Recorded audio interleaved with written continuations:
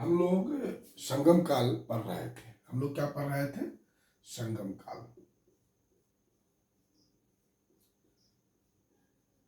संगम काल में हम लोगों ने पढ़ा कि समाज। लास्ट क्लास में पढ़े थे, क्या पढ़े थे? समाज। संगम काल का समाज। आज हम लोग संगम काल का धर्म पढ़ेंगे। आज हम लोग क्या पढ़ेंगे? संगम काल का धर्म पढ़ेंगे। समाज हम लोगों ने पढ़ लिया लास्ट क्लास में। धर्म, संगम काल का धर्म कैसा था? संगम काल का धर्म कैसा था? तो देखिए, ब्राह्मण का या वैदिक धर्म का प्रभाव बढ़ आ गया था। जो संगम काल का जो धर्म है उसमें ब्राह्मण या वैदिक धर्म का प्रभाव बढ़ गया था, क्योंकि जो इस काल के जो राजा थे, चोल राजा, चेर राजा और पांड्य राजा, एक से एक वैदिक यज्ञ करते थे। एक से एक वैदिक यज्ञ करते थे और ब्राह्मणों को प्रभूत मात्रा में दान दिया करते थे। ब्राह्मणों को प्रभूत मात्रा में दान दिया करते थे। तो कहने का अर्थ कि संगम काल पर उत्तर भारत की आर्य संस्कृति का प्रभाव पड़ चुका था। दूसरा इंपॉर्टेंट बात यह कि दक्षिण भारत में जो आर्यकरण करने का श्रेय जाता है ऋषि अगस्त्य को और इनके शिष्य कौंडिन्य को। दक्षिण भारत में जो आर्यकरण हुआ उसका श्रेय जो जाता है वह ऋषि अगस्त्य को जाता है और उनके शिष्य कौंडिन्य को जाता है। ऋषि अगस्त्य ने ही उत्तर भारत से आर्य संस्कृति को दक्षिण भारत ले गए। देखिए, इसके संबंध में एक कथा भी मिलती है। इस संबंध में एक कथा भी है कि जब ऋषि अगस्त्य दक्षिण भारत की ओर जा रहे थे उत्तर भारत से, तो रास्ते में विंध्याचल देवी, वह काफी, एक तरह से कह सकते हैं, काफी ऊंचा पहाड़ था। तो जब ऋषि अगस्त्य उत्तर भारत से दक्षिण भारत जा रहे थे तो पहाड़ बहुत ऊंचा था, तो वह उस पार नहीं जा सकते थे। फिर उन्होंने देवी विंध्याचल देवी से उन्होंने एक प्रार्थना किया कि हे देवी, मुझे उत्तर भारत से दक्षिण भारत तुम जाने दो और फिर मैं पुनः आऊँगा, वापस आ जाऊँगा, तो फिर जो है तुम जितनी ऊंचाई पर थे उसी ऊंचाई पर आप चले जाइएगा। और यह माँ विंध्याचल देवी ऋषि अगस्त्य का यह प्रार्थना सुनकर अपना हाइट जो है कम कर ली और फिर ये जो है ऋषि अगस्त्य एक बार दक्षिण भारत गया, फिर यह पुनः उत्तर भारत की ओर नहीं गया। तो ऋषि अगस्त्य को ही जाता है कि दक्षिण भारत में आर्यीकरण का जो श्रेय है वह इन्हीं को दिया जाता है। जो इस काल का जो धर्म है वह आप बहुत कुछ कह सकते हैं कि जीवात्मावादी था। जीवात्मावादी था मतलब हर जीव और आत्मा को ये लोग मानते थे, क्योंकि पत्थर की पूजा करते थे, जल का पूजा करते थे, ग्रह का पूजा करते थे, नक्षत्र का पूजा करते थे। तो ये जीवात्मावादी थे। ये मानव के सभी रूपों का पूजा करते थे। जैसे पुनर्जन्म को भी मानते थे। ये वीर पूजा करते थे, ये सती पूजा करते थे और ये पितृ पूजा करते थे। तो ये सारा चीजें मानते थे। पुनर्जन्म को भी मानते थे। पुनर्जन्म ये इसलिए मानते थे क्योंकि अपने कब्र में जो है ये उपयोगी वस्तु को रखते थे। उपयोगी वस्तु, मनुष्य के उपयोगी वस्तु को रखते थे। तो उससे भी पता चलता है कि ये पुनर्जन्म को मानते थे। ऐसे कब्र जो है वहाँ पहले से भी था। संगम काल में जो महापाषाण काल था उसी का ये कंटिन्यूटी में इस प्रकार का चीज हमको देखने को मिलता है। दूसरा जो इम्पोर्टेंट बात है कि यहाँ पर जो मानव का समाधान किया जाता था वो तो कब्र में रखा ही जाता था, प्लस जो है समाधान भी था। समाधान का अग्नि संस्कार भी यहाँ था। तो अग्नि संस्कार कहीं ना कहीं उत्तर भारत से ही दक्षिण भारत में आया। तो ये धर्म जो था कर्मकांडी भी था, क्योंकि बड़े बड़े वैदिक यज्ञ किए जाते थे। तो कुल मिला के लगता है कि यह धर्म कर्मकांडी भी था। तो ये इस काल के जो है धर्म के स्वरूप के बारे में हमें इस तरीके का जानकारी मिलता है। अगर हम देखें इस काल के जो देवता है, संगम काल के जो देवता है दक्षिण भारत में, तो सबसे प्राचीन भारत में जो देवता है, सॉरी दक्षिण भारत का सबसे प्राचीन देवता है मुर्गन।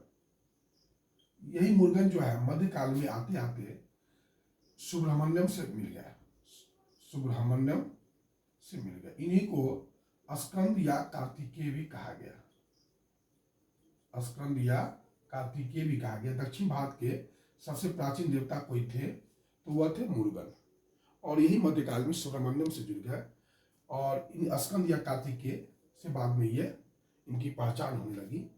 मुर्गन का जो सवारी था वो मुर्गा था। इनका सवारी क्या था?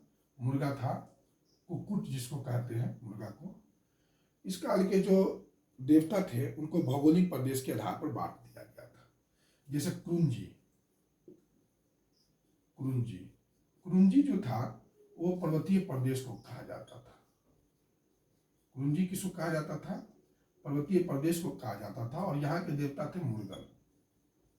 ये दक्षिण भारत के तमिल देवता, तमिल में सबसे प्राचीन देवता मुर्गन ही है। कुरुंजी के बाद है पल्लई। पल्लई को कहा जाता है निर्जन स्थल, और यहाँ की देवी थी, देवता नहीं थे, कोरनाबाई। कोरनाबाई जो थी विजय की देवी थी। कोरनाबाई क्या थी? विजय की देवी थी। मुल्लई, मुल्लई जो है जंगल को कहा जाता था, और यहाँ के देवता जो थे मेयन थे। कौन थे? मेयन। मेयन का पहचान विष्णु से किया गया है। मेयन का पहचान किससे किया गया है? विष्णु से किया गया है। मरुदम, मरुदम का अर्थ हुआ आपका जुता हुआ खेत, जिसको मैदान हम लोग कह सकते हैं, जुता हुआ खेत या मैदान जिसको हम लोग कहते हैं। तो ये मरुदम के इंद्र थे, और इंद्र के सम्मान में पुहार में उत्सव होता था। इंद्र के सम्मान में पुहार में उत्सव होता था। मरुदम उसी को कहा जाता है। नियतल, नियतल जो है समुद्री तट को कहा जाता था, और यहाँ के देवता थे वरुण। अर्थात जो संगम काल के जो देवता थे वो भौगोलिक प्रदेश के आधार पर बटे हुए थे। जो कुरुंजी था वो पर्वतीय प्रदेश होता था, और ये मुर्गन यहाँ के देवता थे जो तमिल देवता में सबसे प्राचीन है। पल्लई जो निर्जल स्थल था वहाँ की देवी थी कोरनाबाई, और मुल्लई जो जंगल कहलाता था वहाँ जो था विष्णु थे, विष्णु या मेयन। ठीक, मेयन की पहचान विष्णु से किया गया है। और मरुदम जो जुता हुआ खेत या मैदान जिसको कहिए, वहाँ के देवता थे इंद्र, और इंद्र जो थे उनके सम्मान में पुहार जो करिकाल ने जिस शहर का स्थापना किया था कावेरी डेल्टा के किनारे, उस शहर में वहीं पर इंद्र भगवान का पूजा होता था। और एक था नियतल जिसको समुद्री तट कहा जाता था, और वहाँ के देवता थे वरुण। भगवान को 5 भौगोलिक प्रदेशों में बांट दिया गया था। तो यही आपका संगम काल का जो देवता है या धर्म है उनके बारे में सामान्य जानकारी।